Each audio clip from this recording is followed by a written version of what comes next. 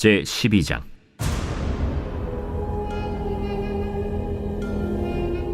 르호보암의 나라가 견고하고 세력이 강해지매 그가 여호와의 율법을 버리니 온 이스라엘이 본받은지라. 그들이 여호와께 범죄하였으므로 르호보암 왕 제5년에 애굽 왕 시삭이 예루살렘을 치러 올라오니 그에게 병거가 1200대요 마병이 6만 명이며 애굽에서 그와 함께 온 백성 곧 리비아와 숫과 구스 사람이 헤아릴 수 없이 많더라. 시삭이 유다의 견고한 성읍들을 빼앗고 예루살렘에 이르니 그때 유다 방백들이 시삭의 일로 예루살렘에 모였는지라. 선지자 스마야가 르호보암과 방백들에게 나와 이르되, 여호와께서 이같이 말씀하시기를 너희가 나를 버렸으므로 나도 너희를 버려 시삭의 손에 넘겼노라 하셨다. 이에 이스라엘 방백들과 왕이 스스로 겸비하여 이르되, 여호와는 의로우시다. 여호와께서 그들이 스스로 겸비함을 보신지라. 여호와의 말씀이 스마야에게 임하여 이르시되, 그들이 스스로 겸비하였으니 내가 멸하지 아니하고 저희를 조금 구원하여 나의 노를 시삭의 손을 통하여 예루살렘에 쏟지 아니하리라. 그러나 그들이 시삭의 종이 되어 나를 섬기는 것과 세상 나라들을 섬기는 것이 어떠한지 알게 되리라. 안녕하세요. 근숙가족 여러분, 4월 29일 매일 말씀을 전할 이무궁화 전도사입니다. 저희가 오늘 함께 볼 말씀은 역대하 12장 1절에서 8절까지의 말씀입니다. 오늘도 우리에게 깨닫게 하시는 하나님을 경험하시는 하루가 되시길 축복하면서 오늘 매일 말씀을 시작하도록 하겠습니다. 오늘 말씀의 시작은 르호보암의 나라가 견고하고 세력이 강해졌다라는 내용으로 시작합니다. 어제까지 보았던 11장에서 보면 르호보암이 솔로몬의 대를 이어서 이 나라를 다스리는 통치를 시작합니다. 그리고 르호보암이 실수를 하고 잘못을 할 뻔하지만 하나님의 음성에 잘 반응하려고 전쟁을 가던 길을 돌이키는 것, 그래서 그것을 하나님이 기뻐하셔서 이 르호보암이 다스리는 나라가 견고하고 세력이 강해지도록 하신 내용으로부터 오늘 본문이 시작됩니다. 3년간 르호보암의 통치가 잘 될 수 있도록 하나님이 인도해 주셨음을 봅니다. 르호보암이 하나님 앞에 그래도 잘 반응했던 것 같습니다. 거기까지면 좋았을 텐데 오늘 본문을 계속 읽어보면 사실 그렇지 못한 내용이 이어지는데요. 그 어느 때보다도 오늘 말씀이 제게 찔림이 있었던 것 같습니다. 함께 말씀을 보시면서 좀 더 구체적으로 주님 주신 마음을 나누겠습니다. 1절의 하반절을 한번 읽어보겠습니다. 그가 여호와의 율법을 버리니 온 이스라엘이 본받은지라. 시작은 견고하고 세력이 강해졌다라고 하지만 바로 이어서 반전의 내용이 이어집니다. 여호와의 율법을 버리는 것으로 모자라 온 이스라엘 백성들이 그것을 본받아 따라하게 되었다라고 나옵니다. 제 인생 말씀으로 여기는 말씀이 있는데요. 잠언 16장 18절 말씀입니다. 너무 잘 아실 테지만 제가 한번 읽어보겠습니다. 교만은 패망의 선봉이요 거만한 마음은 넘어짐의 앞잡이니라. 아멘. 제 인생에 많은 말씀들이 있지만 좌우명과도 같은 말씀으로 이 말씀을 늘 기억하려고 애쓰고 있습니다. 교만은 패망의 선봉, 그러니까 망하는 지름길이다 라고 말씀하고 계시고, 그리고 거만한 마음은, 즉 교만한 마음은 넘어짐의 앞잡이, 그러니까 나만 넘어지는 것이 아니라 앞에 선두주자로서의 넘어짐이 그 다음을 계속 넘어지게 한다는 뜻이기도 하죠. 근데 이 말씀이 증명되는 것이 바로 오늘 이 역대하 12장 1절 말씀인 것 같습니다. 이 르호보암 한 사람의 교만함은 온 이스라엘 백성에게 퍼져 버렸습니다. 그래서 이 여호와의 율법을 르호보암이 버리자 온 이스라엘 백성들이 따라 버리게 되는 것입니다. 여기서 우리가 기억했으면 좋겠습니다. 나 한 사람의 교만, 나 한 사람의 이 거만한 마음, 여호와를 저버리는 마음은 나 하나로 끝나지 않습니다. 내 자녀에게 흘러가고, 내 가족에게 흘러가고, 내가 속한 공동체로, 내가 속한 셀로, 또 내가 속한 많은 곳으로 흘러간다라는 것을 우리가 기억해야 할 것입니다. 그렇기 때문에 여호와 앞에 우리가 교만하지 않고 바르게 서는 것이 또한 얼마나 큰 일인지 기억했으면 좋겠습니다. 왜냐하면 그것이 나 하나로 끝나지 않기 때문이죠. 계속해서 말씀을 좀 더 구체적으로 보겠습니다. 방금 이 르호보암이 교만하였다라고 제가 설명을 드렸는데, 교만하여 한 행동이 여호와의 율법을 버리게 된 것입니다. 그동안 하나님의 음성을 쫓아서 하나님 음성에 잘 반응하려고 했었는데, 이제 경고하고 세력이 강해지고 뭔가 나의 힘이 생긴 것 같자 여호와의 율법, 주님의 말씀, 토라를 버려버립니다. 근데 지금 이 본문에서 여기서 말하는 이 율법은 토라인데요. 원어적인 의미를 보면 화살을 쏜다라는 뜻입니다. 어디로 화살을 쏘는 거죠? 하나님께로 이렇게 관역을 조준하여 화살을 쏜다라는 뜻입니다. 그런데 여기 2절에 보면 여호와께 범죄하였다라고 나옵니다. 화살을 쏘는 것, 율법을 하나님께로 화살을 제대로 쏘지 않으니까 일어나는 일이 무엇입니까? 바로 2절에 나오듯이 범죄함입니다. 화살이 빗나갔다라는 것이죠. 그러니까 우리가 정리하면 하나님께로 우리의 마음과 시간과 정성과 우리의 삶과 영혼육을 정조준하지 않으면 그 화살이 빗나가면서 범죄함이 일어난다는 것입니다. 그 결과 범죄했더니 하나님께 관역을 정조준했던 것들을 빗나가서 범죄함이 일어났더니 어떤 일이 생겼냐면 4절입니다. 시삭이 유다의 견고한 성읍들을 빼앗고 예루살렘에 이르니, 이 시삭이 유다가 지금까지 견고히 쌓아왔던 성읍들 180여 개 대부분의 성읍들을 빼앗게 됩니다. 그러니까 르호보암의 왕조가 흔들리기 시작하고 빼앗김이 시작되는 것입니다. 5절을 계속해서 보겠습니다. 그런데 그때 유다 방백들이 시삭의 일로 예루살렘에 모였는데 선지자 스마야가 르호보암과 방백들에게 나와서 이르되 여호와께서 이같이 말씀하시기를 하면서 이제 말씀이 이어집니다. 이때 다시 선지자 스마야가 등장해서 하나님의 마음을 전달하는데요. 뭐라고 전달하냐면 계속 읽어보겠습니다. 너희가 나를 버렸으므로 나도 너희를 버려라고 나옵니다. 어마무시한 말씀이죠. 그런데 우리가 아는 하나님과는 뭔가 조금 다른 것 같습니다. 늘 참아주시고 기다려주시고 사랑한다 말씀해주시고, 그럼에도 불구하고 네가 내 것이다 라고 말씀해주시는 하나님의 모습만 생각하다가 이 말씀을 읽으면 무섭기도 하고 냉정하기도 하고 하나님이 내가 생각하는 하나님과 다른 것 같은데 라고 생각이 들기도 합니다. 너희가 나를 버렸으니까 나도 너희를 버린다 라고 말씀하십니다. 그런데 사실은 이게 진짜 버림이 아니라는 것을 또한 우리가 말씀을 통해 알고 있습니다. 무엇입니까? 이것이 하나님의 존중이고 우리를 향한 참 사랑입니다. 하나님은 은혜의 하나님이십니다. 참아주시는 하나님, 기다려주시는 하나님, 우리를 늘 자비로 품어주시는 하나님이시지만 동시에 하나님은 공의의 하나님이시라는 것입니다. 왜냐하면 공의가 없는 은혜만 있는 사랑은 사실은 진짜 사랑이 아닙니다. 제가 부모가 돼서 이 공의에 대한 부분을 좀 더 이해할 수 있게 됐는데요. 제 자녀인 우리 아이니가 말을 듣지 않을 때 제가 계속해서 은혜를 베푼다. 그건 진짜 부모가 아니겠죠.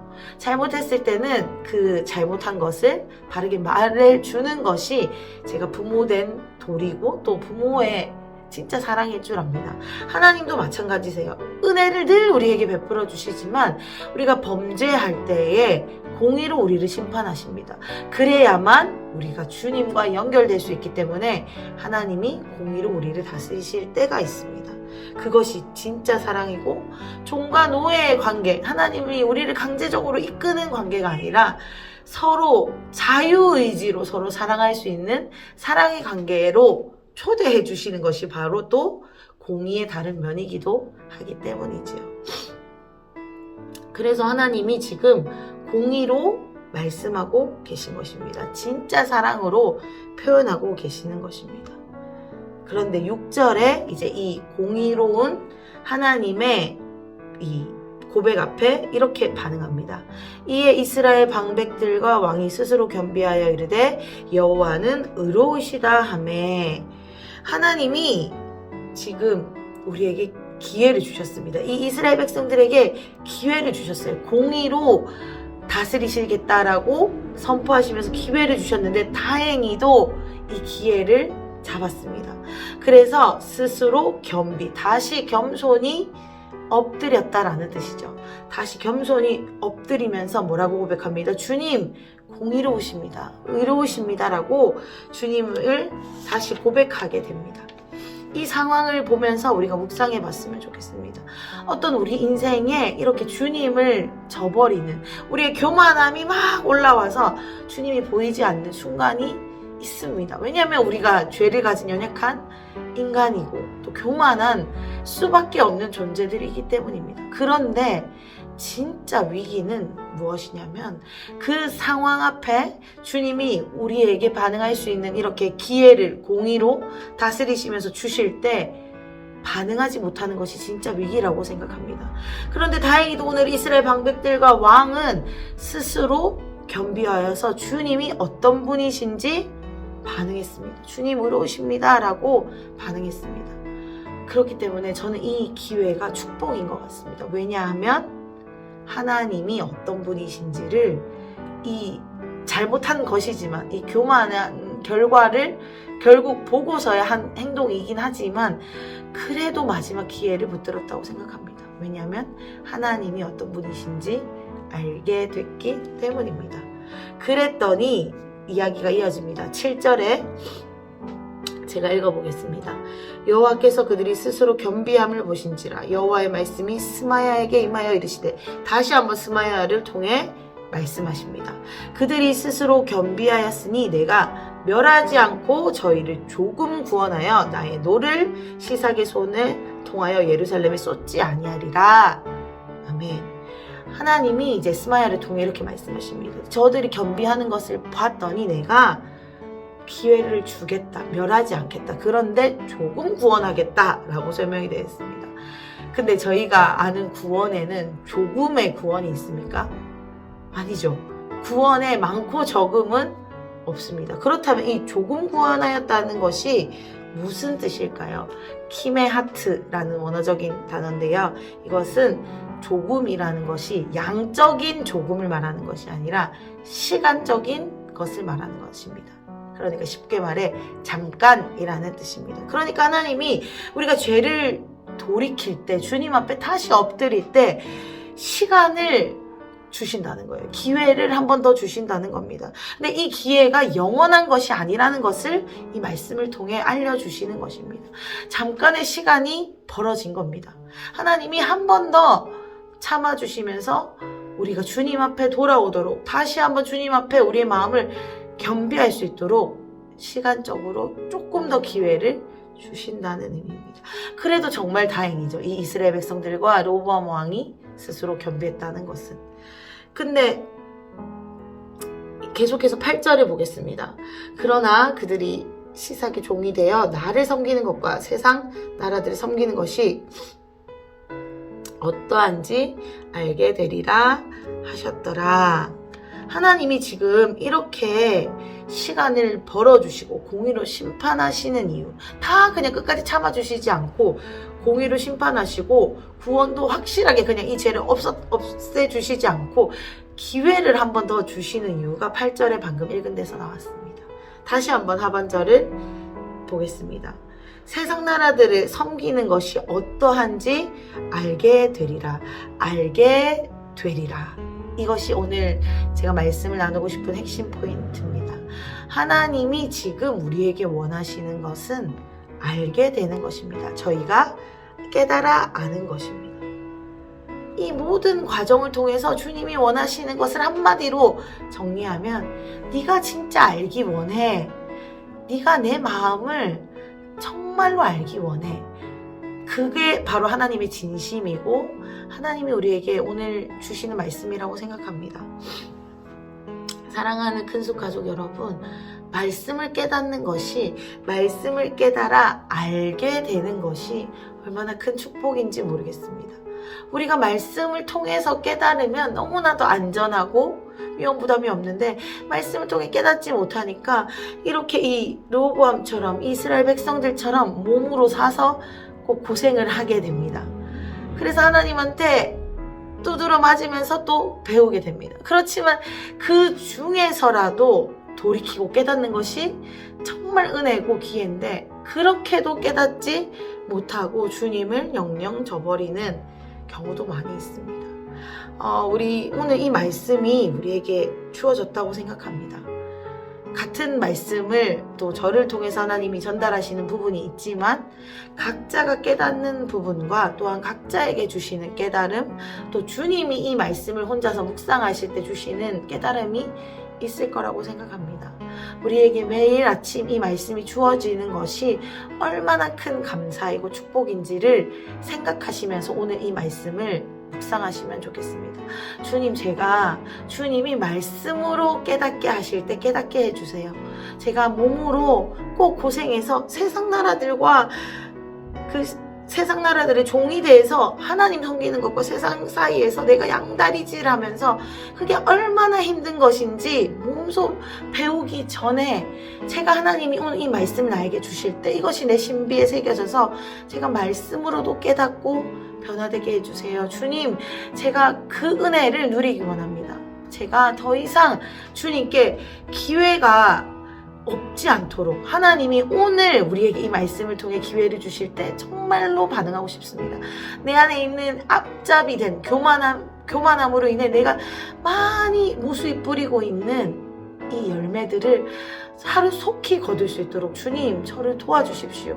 주님 말씀으로 깨닫게 하시고 저를 변화시켜 주십시오. 스스로 겸비하게 해주십시오. 라는 정말 간절한 고백과 묵상이 있는 하루가 되시면 너무나도 복되고 축복될 것 같습니다.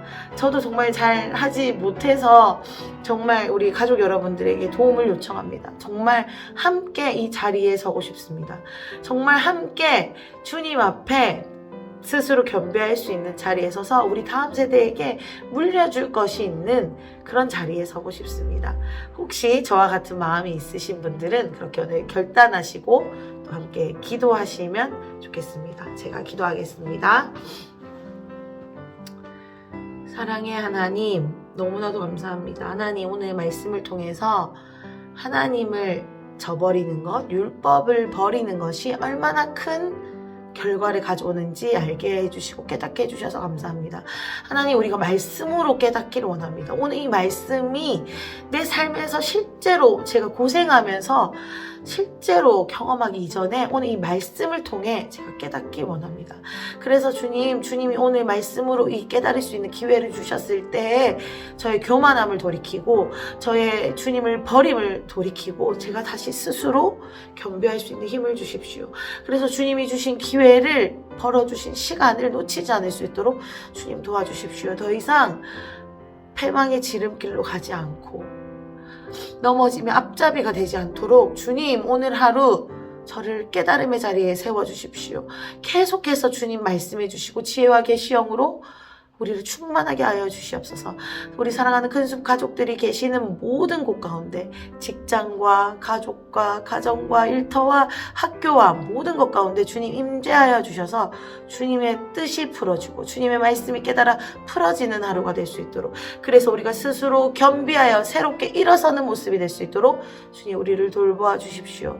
우리에게 주시는 은혜에 감사합니다. 또한 기회에 감사합니다. 주님 찬양합니다. 예수님의 이름으로 기도드렸습니다. 아멘.